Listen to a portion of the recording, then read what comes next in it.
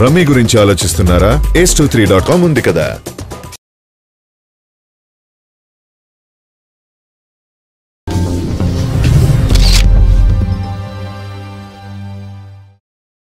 దాసరి గారి గురించి మాట్లాడే అర్హత కానీ దానికి కావలసినటువంటి విజ్ఞానం కానీ నాకు లేదు. ఆయనతోటి నాకు చిన్నపాటి అనుబంధం ఉంది. మన క్రికెట్ మ్యాచ్ అంటే Bollywood versus Tollywood cricket match అప్పుడు గవర్నమెంట్ సహాయార్థం చేసేటప్పుడు నన్ను భరద్వాజ గారు అక్కడ వర్క్ చూడమని చెప్పి పెట్టారు. అదే టైంలో దాసరి గారు నాకు చైర్మన్గా ఉండేవారు, మురళీమోహన్ గారు సెక్రటరీగా ఉండేవారు. అప్పుడు నేను చేసినటువంటి పనికి ఆయన చూసి నెక్స్ట్ ఏదైనా ప్రోగ్రాంలు అవి ఉన్నట్లయితే వెంటనే నా పేరు రాసి తను అక్కడ ఉండాలి అని ఆయన మొట్టమొదటిసారి అందరికీ చెప్పేవాడు.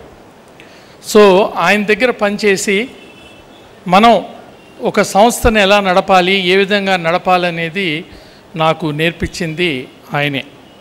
ఇప్పటికీ మా తెలుగు ఫిలిం ప్రొడ్యూసర్ కౌన్సిల్కి చాలామంది ఫోన్ చేసి ఏమండి మీ కౌన్సిల్ ఏం చేస్తుంది, వేస్ట్ అంటారు. కరెక్ట్. ఎందుకంటే దాసరి నారాయణరావు గారు ఉన్న టైంలో తెలుగు ఫిలిం ప్రొడ్యూసర్ కౌన్సిల్ చేసినటువంటి పనులు ఇంకెవరూ చేయలేరు. అది చాలా కష్టం.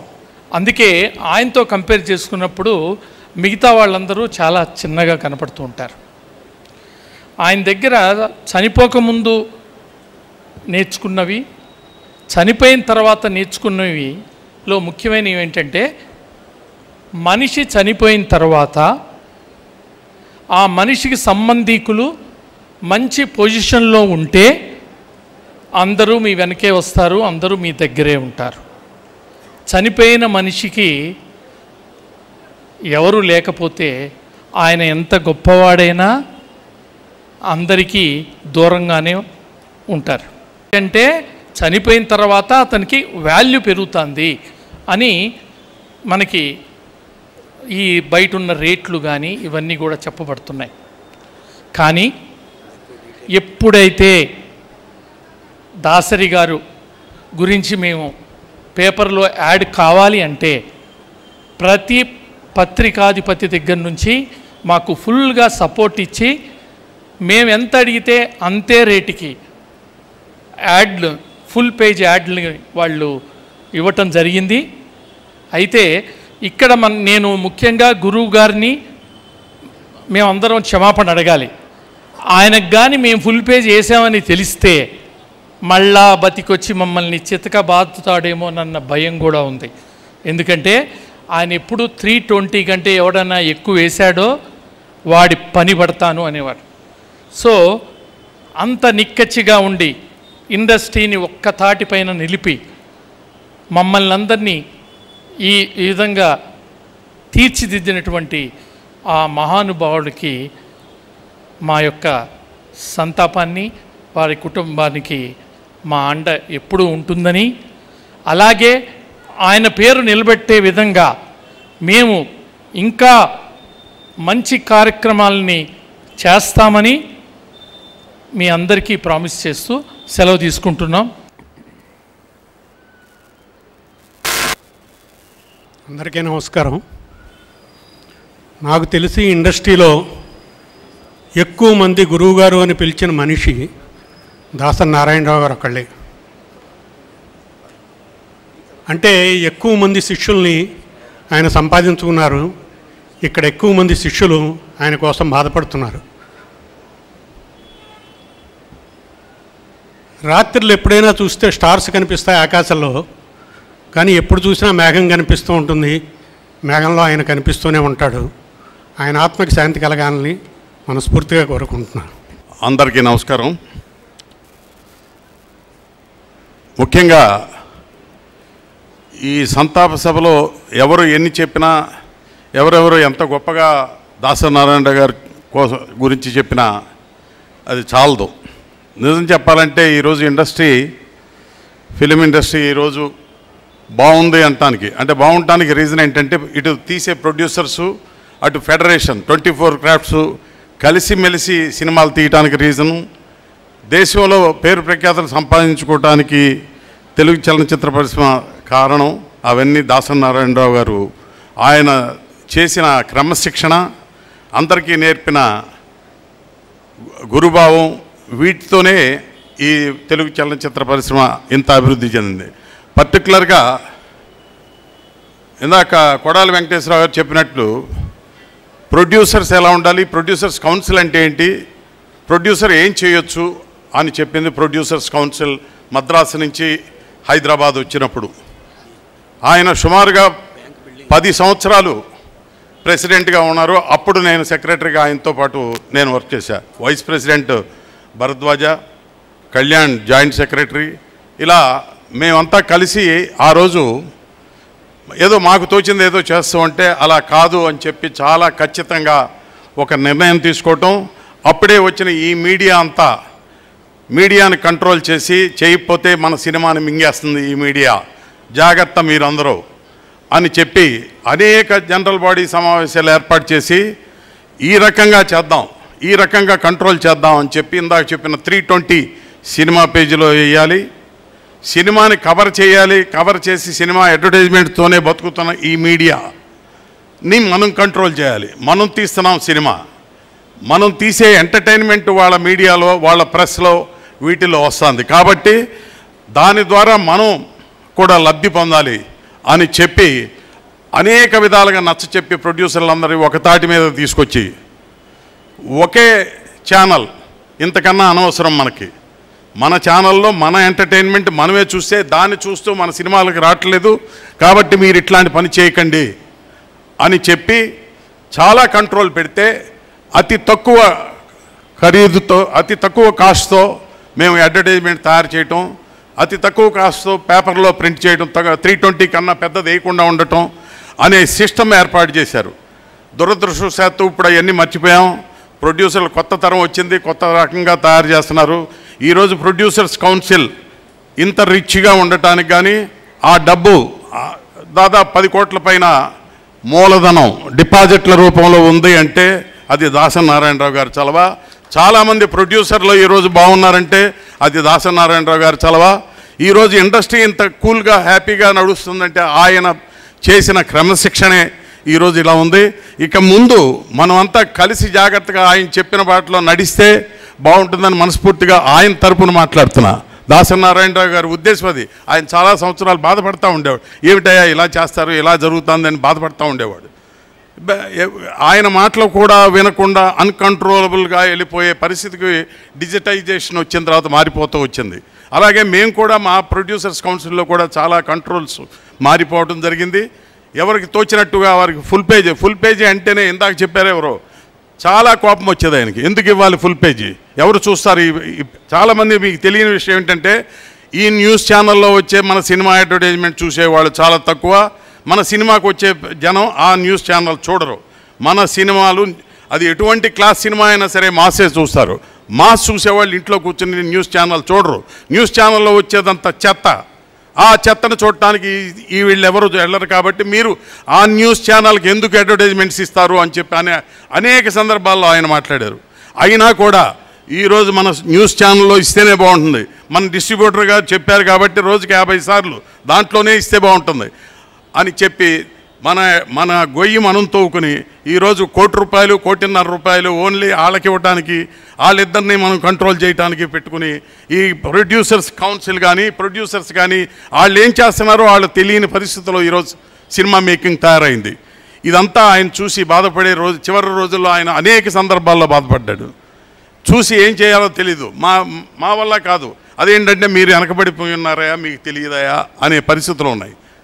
సో దయచేసి సినీ పరిశ్రమలో ఉన్న ప్రతి ఒక్కరూ, సినీ పరిశ్రమ మీద ఆధారపడి ఉన్న ప్రతి ఒక్కరూ దాసరి నారాయణరావు గారు ఏదైతే నిర్ణయించారో, ఏదైతే ఆయన మనకి మార్గదర్శకంగా నిలబడ్డారో ఆ వైపుగా మనం అందరం కలిసి 24 క్రాఫ్ట్స్ సినిమా ఇండస్ట్రీలో 24 క్రాఫ్ట్స్ ఎంత గొప్పవో నిర్మాత అంతే గొప్ప.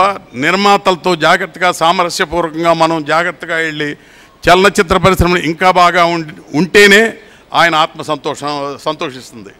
సో వారికి, వారి ఆత్మకి శాంతి కలగాలని, వారి కుటుంబానికి ఈ కళ్యాణ్ లాంటి వాళ్ళు ఇంకా చాలామంది ఉన్నారు. వాళ్ళందరూ ఎలాగో ఆ తారక ప్రభువును కానీ అరుణ్ను కానీ మనతో కలిపి మన చలనచిత్ర పరిశ్రమలో కుటుంబ సభ్యులు వాళ్ళని జాగ్రత్తగా చూసుకోవాల్సిన బాధ్యత మీ అందరిది, మనందరిది. దయచేసి వాళ్ళిద్దరిని కూడా ఈరోజు ఇక్కడ తీసుకురావాలి. బహుశా రాకూడదు, ఏదో శాస్త్ర ప్రకారం వచ్చి ఉండకపోవచ్చు. వాళ్ళిద్దరిని ఒక స్ట్రీమ్ లైన్లోకి తీసుకోవాల్సిన బాధ్యత మనందరిది. వాళ్ళిద్దరికి ఆయన వంశపారంపర్యంగా వచ్చిన ఇద్దరు పిల్లలు, వాళ్ళిద్దరూ కూడా సినిమా ఇండస్ట్రీ నుంచి వచ్చారు. దురదృష్టవశాత్తు వాళ్ళు మనలో ఇంకా కలిసిపోలేదు. కాబట్టి మీరందరూ మీ సొంత తమ్ముళ్ళలాగా వాళ్ళని దీంట్లో కలుపుకొని, మన స్రవంతిలో కలుపుకొని వాళ్ళను కూడా పైకి తీసుకొస్తే ఆయన మనశ్శాంతి కలుగుతుందని నమ్ముతున్నా. మనం చేసుకుంటున్న సభలాగా భావించండి. ఇది వెనకాల పిలుస్తున్నాను ఎవరు అనుకోవద్దు. మన బంధువు ఆయన, మన గురువు ఉన్నారు, వాళ్ళందరూ తప్పకుండా మాట్లాడాలి. అలాగే ఆల్ ఫెడరేషన్స్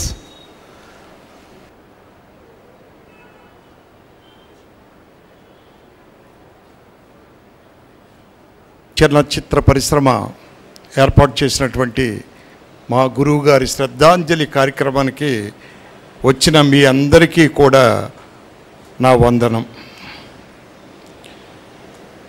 నేను గురువుగారితో నా తండ్రి కంటే కూడా ఎక్కువ సంవత్సరాలు గడిపాను. 20 సంవత్సరాలు నేను మా తండ్రి గారితో గడిపితే 46 సంవత్సరాలు గురువుగారు దర్శకుడు అవ్వకముందు నుంచి ఆయనతో నేను ప్రయాణం చేసిన వాడిని.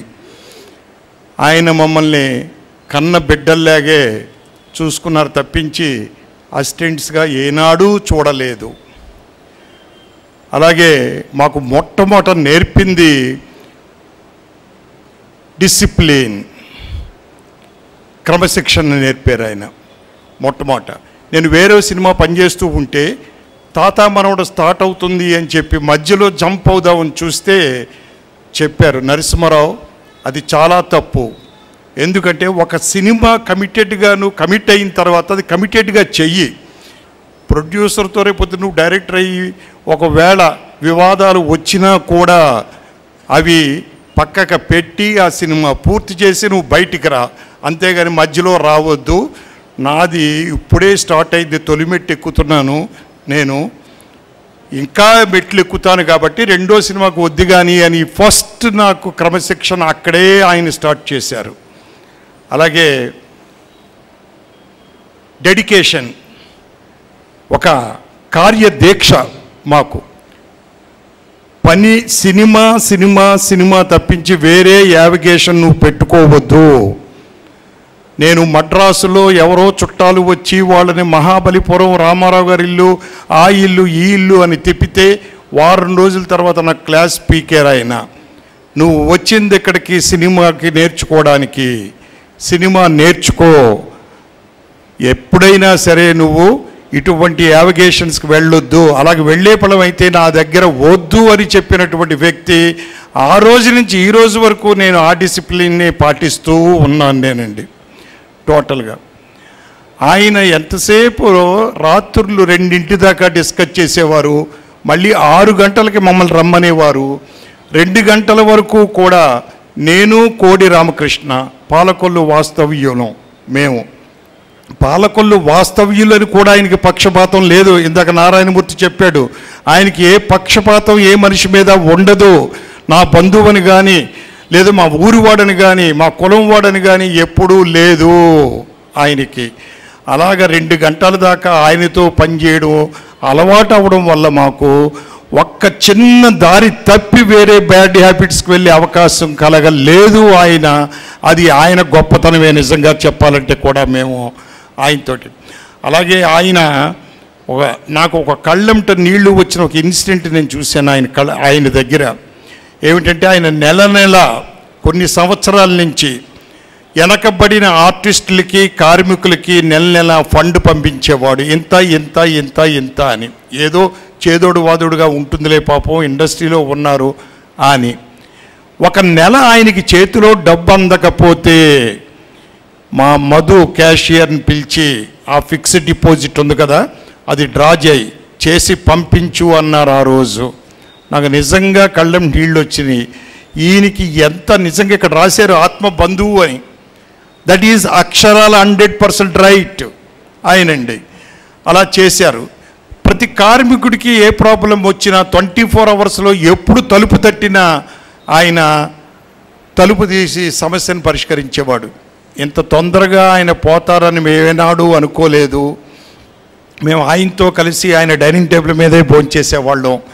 ఆయన బెడ్రూమ్లోకి నేరుగా వెళ్ళి ఆయన లేవకపోయినా కూర్చుని మా చప్పుడికి ఆయన లేచేవారు. ఆయన బెడ్ కాఫీ తాగుతూ కాఫీలు మాకు ఇప్పించేవాడు. అటువంటి కన్న బిడ్డల్లాగా మమ్మల్ని ఆదరించి ఈరోజు ఆంధ్రదేశంలో మాకు ఒక ముద్ర వేశాడు. ఇప్పుడు నన్ను ప్రతి వాళ్ళు నేను కనిపిస్తే ముందు మనం ఈశ్వరుడు టెంపుల్కి వెళ్ళినప్పుడు నందిని దండం పెట్టుకుని లోపలికి వెళతాం, నందిని చూసి లోపలికి వెళతాం. అలాగా నేను ఒక నందీశ్వరుడిని. ఆయన ఇక్కడ ఎంతో నందులు మేము ఉన్నాం. నేను ఒక నందిని. నన్ను అందరూ నేను కనపడగానే ఏమంటే గురుగారు ఎలా ఉన్నారు అని అడిగేడు వారు ప్రతి వాళ్ళు కూడాను. బాగున్నారండి, హ్యాపీగానే, ఓకే అండి అనేవాడిని. ఇప్పుడు ఏం చెప్పాలి? చెప్పడానికి ప్రశ్న లేదు, సమాధానం లేదు నాకు. నాకే కాదు, మా శిష్యవర్గానికి ఎవరికీ లేదు. అది ఆ లోటు ఆయన చేసి మాకు వెళ్ళిపోయాడు. మొన్న హాస్పిటల్లో ఉన్నప్పుడు మేము ఇందాక మన పరుచూరు గోపాలకృష్ణ గారు చెప్పారు, తుది శ్వాస వరకు ఉన్నారన్నారే, అది అక్షరాల నిజం. ఐసీలో ఎవరిని అలౌ చేయరు. కానీ ఆయన ఈవినింగ్ పూట ఫోన్ చేయించి నరసింహరావుని, కోడి రామకృష్ణని, ధవళ సత్యాన్ని రమ్మను, నాకు బోరు కొడుతుంది అని చెప్పేవారు.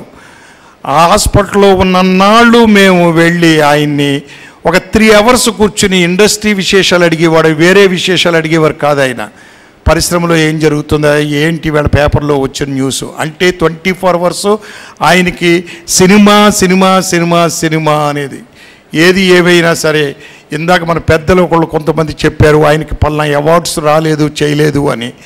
కానీ ఆయనకి ఈ అవార్డ్స్ కంటే మించిన అవార్డు కార్మికులనే ఆయన ఎప్పుడూ కూడా ప్రేమించింది.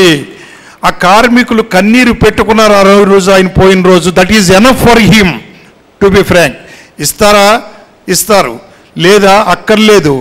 మా కార్మికుల యొక్క ఆశీస్సులే ఆయనకి, అభిమానమే ఆయనకి ఈ శ్రీరామ రక్ష ఆత్మశాంతినిస్తుంది అని తెలియజేస్తూ, ఇంత ఘనంగా తెలుగు చలనచిత్ర పరిశ్రమ అరేంజ్ చేసినటువంటి నివాళి అద్భుతం, సూపరు. వారికి నేను ధన్యవాదాలు తెలియపరచుకుంటున్నాను. మా గురువుగారు శిష్య బృందం, వాళ్ళ కుటుంబం తరపున. Thank you sir.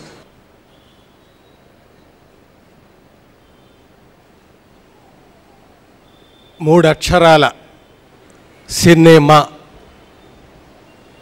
పర్యాయ పదం 3 అక్షరాల దాసరి.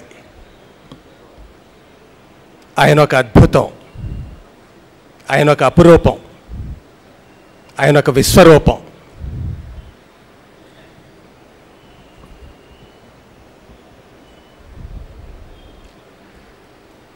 పెద్ద చిన్న అని కాకుండా ఇందాక అరవింద్ గారు చెప్పినట్టుగా ఎవరు తలుపు తట్టినా తట్టకపోయినా, ఎవరు వృద్ధిలోకి వస్తున్నా, ఎవరు కష్టంలో ఉన్నా అందరినీ ఆదరించే, అభినందించే గొప్ప మనిషి దాసరి గారు. నేను యాక్టర్ అయిన కొత్తల్లో ఒక పెద్ద ఫంక్షన్ జరిగినప్పుడు చాలా బాగుందికి ఆయన కొన్ని కారణాల వల్ల రాలేకపోయినా ఆయన పంపిన సందేశంలో 10 లైన్ల సందేశంలో 2 లైన్ల నా గురించి అభినందనగా, ఇప్పుడే కొత్తగా దూసుకొస్తున్న నటుడిగా దూసుకొచ్చిన రచయిత ఎల్బి శ్రీరామ్కి నా అభినందనలు, గొప్ప భవిష్యత్తు ఉండాలని కోరుకుంటున్నాను అని అభినందించారు. తర్వాత ఆయన సినిమాల్లో 4-5 సినిమాల్లో నేను ఆయన దర్శకత్వంలో నటించే అదృష్టం కలిగింది. చిన్న అనే సినిమాకి ఒక ప్రెస్ మీట్లో ఆయన, నేను లేను అక్కడ, నా గురించి అసలు ప్రస్తావించాల్సిన అవసరమే లేదు, చాలా కాలం తర్వాత ఎల్బి శ్రీరామ్ కోసం మళ్ళీ కలం పట్టాను, నోటితో డిక్టేట్ చేయకుండా కలంతో రాస్తున్నాను, అతనికి డైలాగులు అన్నారు. అంతకంటే నాకు గొప్ప ఆనర్ ఇంకోటి ఉండదు.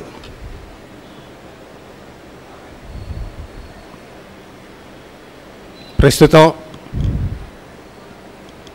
దాసరి గారు లేకపోవడం ఒక ప్రిన్సిపాల్ లేని కళాశాల సినిమా రంగం నాకు అనిపిస్తోంది.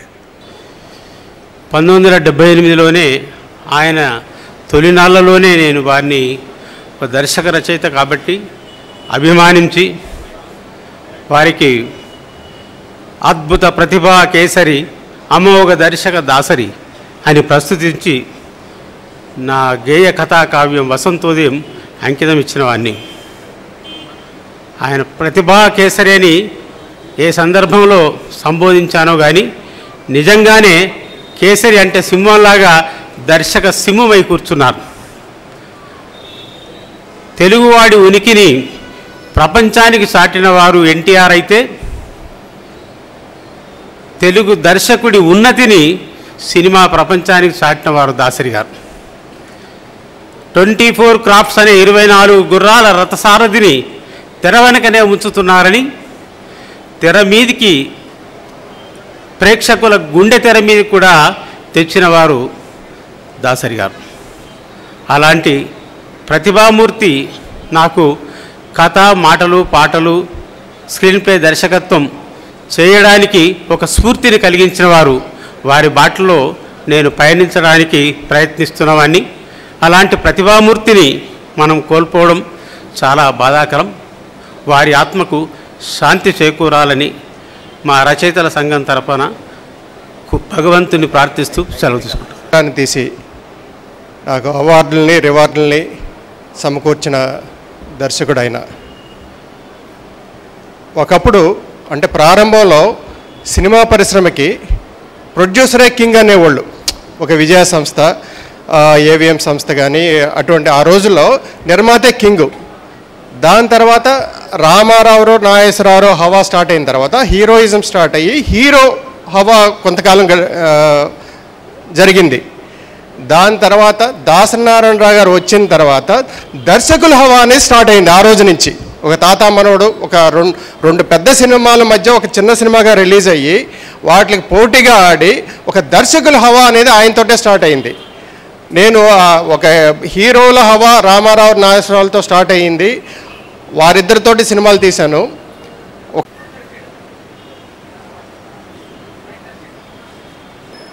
మహామనిషి అందరూ ఆయన శిష్యులు కానీ ఆయన దగ్గర పనిచేయడం కూడా ఏకలవ శిష్యులుగానే ఫీల్ అయ్యి ఆయన్ని గురువు గారు అని ఎంతో మర్యాదతో గౌరవంతో ఆయన పిలుచుకునే ఒక గొప్ప వ్యక్తి.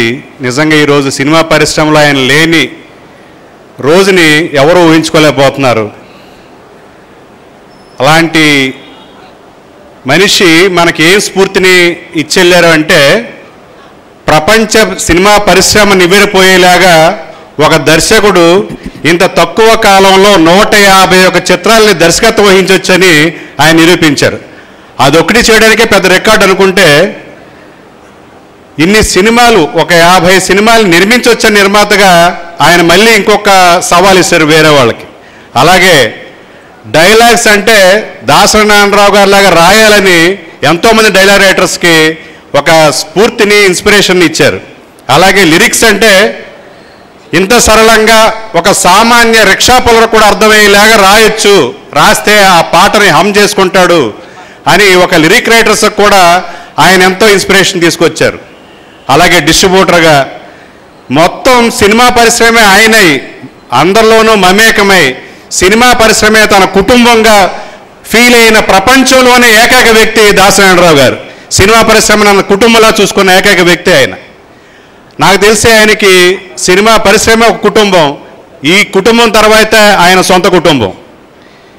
ఆయనకి పద్మశ్రీలు, పద్మభూషణ్లు, దాదాసాహెబ్ ఫాల్కే అవార్డులు మేము మనందరం అనుకుంటే అవన్నీ చాలా తక్కువ స్థాయిగా అనిపిస్తాయి.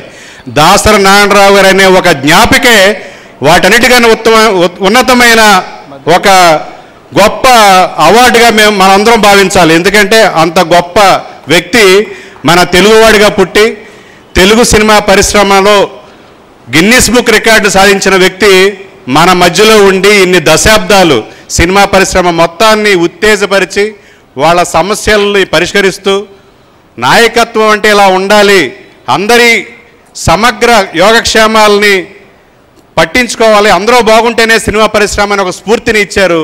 ఆ స్ఫూర్తిని నిజంగా మనం ముందు తీసుకెళ్తేనే ఆయన ఘనమైన నివాళి. ఈ రోజున అలాంటి ఒక గొప్ప వ్యక్తి ఇక్కడ తెలుగు సినిమా పరిశ్రమలో ఉండి జరగాల్సిన ఘన నివాళి ఇది కాదు. సినిమా పరిశ్రమ యావత్తు ఇక్కడ ఉండాల్సిన ఇది, అది మన దురదృష్టం. ఆయన యొక్క విలువని ఇప్పటికైనా తెలుసుకుని ప్రతివారు ఆయన్ని హృదయంలో జ్ఞాపికగా ఉంచుకోవడం, గుర్తుగా ఉంచుకోవడం కాకుండా ఆయన ఏవైతే పరిశ్రమ ఏ యాక్టివిటీస్ అయితే చేస్తే సినిమా పరిశ్రమ బాగుంటుందని కోరుకున్నారో అవన్నీ చేస్తేనే ఘననివ్వాలి. సో అదే నిజమైన స్ఫూర్తి. ఇక్కడ మనమందరం ఒక మాటలు చెప్పి ఈ రోజుతో మర్చిపోయేది కాదు. ఆయన సినిమా పరిశ్రమ బాగుండాలంటే ఏం చేయాలని ఎన్నో గైడెన్స్ ఇచ్చెళ్ళారు. ఆ గైడెన్స్ అన్నింటినీ మనం ముందుకు తీసుకెళ్ళి సినిమా పరిశ్రమని కాపాడుకుని ప్రతి ఒక్కళ్ళ యోగక్షేమాలని పట్టించుకునేటప్పుడే నిజమైన గన్నవాళి. మా దర్శకుల సంఘం ఆయన ఒక చైర్మన్గా చూసాము ఎన్నో సంవత్సరాలుగా. సో ఈ రోజున తెలుగు సినిమా పరిశ్రమ అందరికీ కూడా ఆయన ఆత్మబంధువే. సో ప్రతి ఒక్కరి కన్నీటి వీడుకోలు ఆయన వెంట వెళ్ళింది. సో ఆయన ఎప్పటికీ అమరజీవిగా మన ముందే ఉంటారు. ఆయన స్ఫూర్తి ప్రదాత. తెలుగు చిత్ర దర్శకుల సంఘం తరపున ఆయనకి శ్రద్ధాంజలి ఘటిస్తూ సెలవు తీసుకుంటున్నాను. Thank you. సముద్రపు అలల మీద లిఖింపజేస్తాడు. ఎవరి పేరైతే సముద్రపు అలల మీద లిఖింపజేస్తారో వాళ్ళు ఈ భూమి ఉన్నంతకాలం, ఈ భూమి మీద మానవ మనుగడ ఉన్నంతకాలం, ఈ సూర్యుడు చంద్రుడు ఉన్నంతకాలం వారి పేర్లు చిరంజీవులుగా నిలిచిపోతాయి, చిరస్మరణీయంగా ఈ భూగోళం మీద నిలిచిపోతాయి. అలాంటి స్థాయికి, ఆ కోవకు మన దక్షిణ భారత చలనచిత్ర దర్శకుల సంఘం మొదటి అధ్యక్షులు, అలాగే 151 చిత్రాలు తీసి భారతదేశంలో ప్రపంచంలో ఏ దర్శకుడికి రాని ఒక ఖ్యాతిని దక్కించుకున్న వ్యక్తి అతను. మా దర్శకుల సంఘం అధ్యక్షుడు కావటం, చైర్మన్ కావటం, ఇలాంటి ఒక మహత్తరమైన వ్యక్తి. మాకు ఏ సమస్య వచ్చినా కూడా ఆయన దగ్గరే పరిష్కారం, మాకు సమస్య వచ్చినా ఆయనే పరిష్కారం, ఆయనతో మాకు సమస్య వచ్చినా ఆయనే పరిష్కారం, మాతో ఆయనకు సమస్య వచ్చినా ఆయనే పరిష్కారం. సో సమస్యకి పరిష్కారం దాసరి గారు. అలాంటి వ్యక్తి మరణం కార్మిక లోకానికి నిజంగానే ఒక కార్మిక లోకానికే మరణం లాంటిది. కానీ ఎవరో ఒక శక్తి మళ్ళా మనకి ప్రతి విషయంలోనూ చర్చించేదానికి, ప్రతి విషయంలో మళ్ళీ పరిష్కరించేదానికి మనకు అండగా ఆయన రూపంలో వస్తారు. ఆయనకి దర్శకుల సంఘం తరపున ఒక దర్శక సింహానికి సెల్యూట్.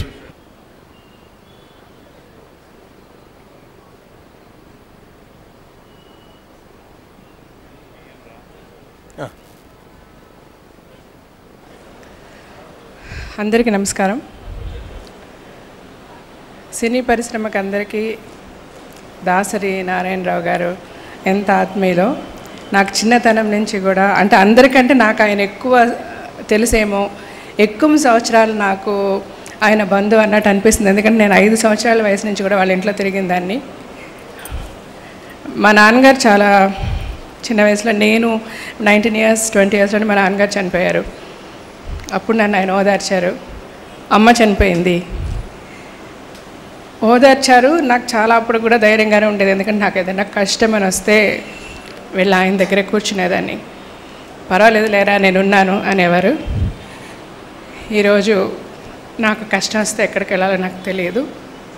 ఆయన ఎక్కడున్నా మనల్ని అందరినీ చూస్తూ ఈ సినీ పరిశ్రమ బాగుండాలి అని, ఎక్కడున్నా ఈ సినీ పరిశ్రమ గురించి ఆలోచిస్తూ, అక్కడ పైన దేవుడు అనేవాడు ఉండి స్వర్గం అనేది ఉంటే వాళ్ళతో కూడా దెబ్బలాడుతూ ఇక్కడ అందరికీ అంతా మంచి జరగాలి అని మన గురించే సదా ఆలోచిస్తూ ఉంటారు.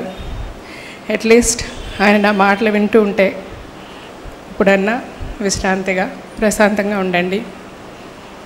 మీ దయ వల్ల మేమందరం చాలా బాగున్నాం. మీరు ఎక్కడున్నా మీ వల్ల మేము బాగుంటాం. We miss you so much.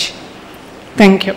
ఎంతమంది ఎన్ని విధాలుగా లబ్ధి పొందారు ఆయన నుంచి, ఎన్ని విధాలుగా, ఒకటా రెండా, ఏ సమయంలో అర్ధరాత్రి అపరాత్రి లేకుండా గురువుగారు అని వెళ్తే తలుపు తెరితే ఆయన స్పందించినటువంటి ఎంతమంది యువ హీరోలకు సినిమాలకు సక్సెస్ అయితే నేను తీసుకెళ్ళి గురువుగారు ఈ సినిమా సక్సెస్ అయింది, ఈ దర్శకుడు మీ ఆశీస్సులు కోరుతున్నారు సార్, ఈ హీరో మీ ఆశీస్సులు కోరుతున్నారు సార్ అంటే నాకు నేను తీసుకెళ్ళి ఎంతమందిని చేశానో ఆయనకై ఎంతమందికి ఆయన తన డబ్బులతోటి బొకేలు కొనుక్కొచ్చి వందల వేల రూపాయలు బొకేలు ఎందుకు గురుగారు, మీరు ఇవ్వటం ఎందుకు, మీరు ఖర్చు పెట్టడం ఎందుకు గురుగారు అంటే, లేదురా వాళ్ళు సాధించే విజయానికి ఒక స్ఫూర్తి కావాలంటే వాళ్ళకి మనం చేయాల్సింది అదేరా అని చెప్పి ఎంతోమందికి ఎన్నో సందర్భాలలో ఆయన బొకేల ఖర్చు సంవత్సరానికి కొన్ని వేల లక్షల రూపాయలు అవుతుందనేటువంటిది నాకు తెలిసినటువంటి వ్యక్తిగతంగా నేను అబ్జర్వ్ చేసింటే, అలాంటి ఒక మహానుభావుడికి ఒక సంతాప సభ జరిగితే ఇదే అటెండెన్స్, ఇదే పరిస్థితి, ఏ వర్గం, ఎంతమంది ఆర్టిస్టులు, ఎంతమంది టెక్నీషియన్స్, ఎంతమంది, అదే చాలా బాధాకరంగా అనిపిస్తుంది. నిజంగా ఇలాంటి సంతాప సభల సంస్కృతిని కొంతవరకు వదిలేస్తే పెద్దట అనిపిస్తుంది. ఎందుకంటే చనిపోయిన వాళ్ళకి సంతాపం ప్రకటించినప్పుడు కనీసం ఆయన ద్వారా లబ్ధి పొందిన వాళ్ళు ఎవరు లేరు ఇండస్ట్రీలో, ఆయన నుంచి లబ్ధి పొందని వారు, ఆయన ద్వారా ఒక లాభాన్ని, ఆయన ద్వారా ఆయన విజయాభినందనలు అందుకొని వాళ్ళు ఎవరు లేరు. కానీ ఈ రోజున వచ్చిన వాళ్ళ అటెండెన్స్ చూసుకుంటే 25% ఆఫ్ ద ఇండస్ట్రీ ఈజ్ గ్రేటిట్యూడ్, 75% మందికి మాత్రం కృతజ్ఞత లేదు. ఆ కృతజ్ఞత రాహిత్యానికి కృతజ్ఞతలు తెలియజేస్తున్నాం. మరొక చిన్న క్లారిఫికేషన్ ఇవ్వాలి మా మీడియా మిత్రుల పక్షాన. ఇందాక కేఎస్ రామారావు గారు మాట్లాడుతూ ఆయన చాలా చక్కగా మాట్లాడారు, దాసరి నారాయణరావు గారి ప్రతిష్ఠ గురించి కానీ ఆయన గొప్పతనాన్ని గురించి చాలా చక్కగా మాట్లాడారు. అయితే మీడియాలో ఇలాంటి చెత్త రాతలు, ఇలాంటి చెత్త వచ్చేటువంటి ఛానల్స్లో మనం ఎందుకు ఇవ్వాలి అని చెప్పేసి మీడియాల గురించి ఆయన తక్కువగా మాట్లాడినట్లుగా కేఎస్ రామారావు గారు చెప్పారు. ఆ రోజున చిత్ర పరిశ్రమలో కాస్ట్ ఆఫ్ ప్రొడక్షన్ పెరిగిపోయి విపరీతంగా కాస్ట్ ఆఫ్ ప్రొడక్షన్పై ఒకళ్ళు క్వార్టర్ పేజీ ఇస్తే, ఒకళ్ళు హాఫ్ పేజీ ఇస్తే, ఒకళ్ళు ఫుల్ పేజీలు ఇచ్చుకుంటూ రకరకాలుగా కాస్ట్ ఆఫ్ అనారోగ్యకరమైన పోటీ ధోరణిలో కాస్ట్ ఆఫ్ ప్రొడక్షన్ పెరుగుతున్నటువంటి తరుణంలో వాటిని నియంత్రించాల్సినటువంటి అవసరాన్ని గుర్తిరిగి ఆయన కొన్ని నియమ నిబంధనలు ప్రవేశపెట్టినటువంటి సందర్భమే తప్ప మీడియాని ఏ రోజున కూడా ఆయన తక్కువ తెలియదు. ఎందుకంటే he himself is a very big media giant, ఆయన ఒక గొప్ప పత్రికాధిపతి. అలాంటి ఒక పత్రికాధిపతి మీడియాని గురించి తక్కువగా ఎప్పుడూ మాట్లాడారు. ఆ విషయాన్ని, ఆ వివరణని మీడియా మిత్రులు గమనించగలరని ఆశిస్తున్నాను. ప్రభువుకి బాధ కలగవచ్చు, కానీ మా గురువు గారి దగ్గర ఒక్కటి నేర్చుకున్నాను.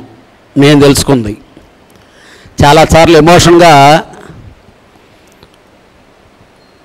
నేను ఆయనతో వాదం వేసుకుంటున్నాను.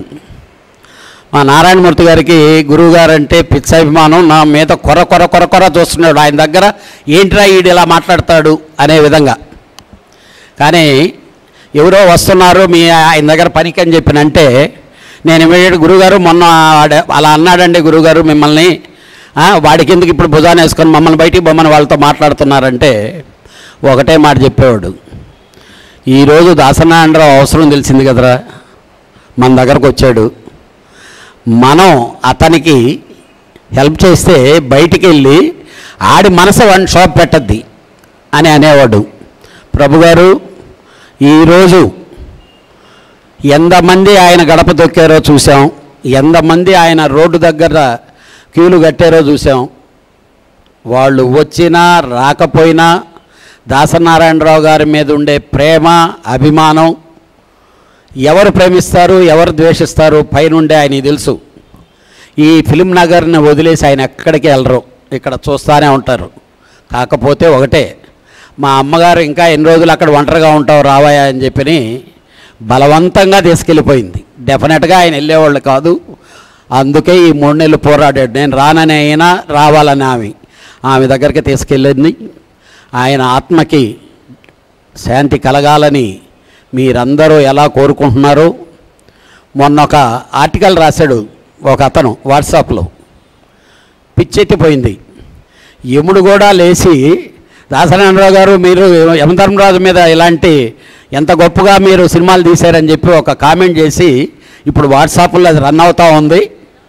అలాగా యమధర్మరాజు లాంటోడే ఆయనకి అంత మహోన్నత ప్లేసు అక్కడ ఇచ్చారు. డెఫినెట్గా ఆయన ఆత్మకి శాంతి చేకూరుతుంది. ఈరోజు ఇక్కడికి వచ్చిన పెద్దవాళ్ళు కాదండి ఆయనకి కావాల్సింది, ఇక్కడికి వచ్చారు చూసారా కార్మికులు, వాళ్ళు ఆయనకు కావాల్సింది, ఆయనకి ప్రేమించేవాళ్ళు వాళ్ళే తప్పితే ఇంకా ఎవ్వరు ఎక్కడో ఉండి గాలి మేడలు కట్టి గాలి మాటలు మాట్లాడేవాళ్ళు అవసరం లేదని అనుకున్నారు. ఆ ప్రేమతో ఉండేవాళ్ళు వచ్చారు. రాని వాళ్ళు డెఫినెట్గా మనసులో వాళ్ళని గుచ్చుతూనే ఉంటుంది. వాళ్ళు పైకి వెళ్ళేదాకా దాసనారాయణరావు గారు దానికి మనం వెళ్ళలేకపోయామని గుచ్చుతూనే ఉంటుంది. ఆ అనారోగ్యంతోనే వాళ్ళు ఫీల్ అవుతూ, ఆ ఆత్మశోభతోనే వాళ్ళు ఫీల్ అవుతూ ఉంటారు. దాని గురించి మనం పదే అనుకోవాల్సిన పని లేదు, మనం ఫీల్ అవ్వాల్సిన పని లేదు.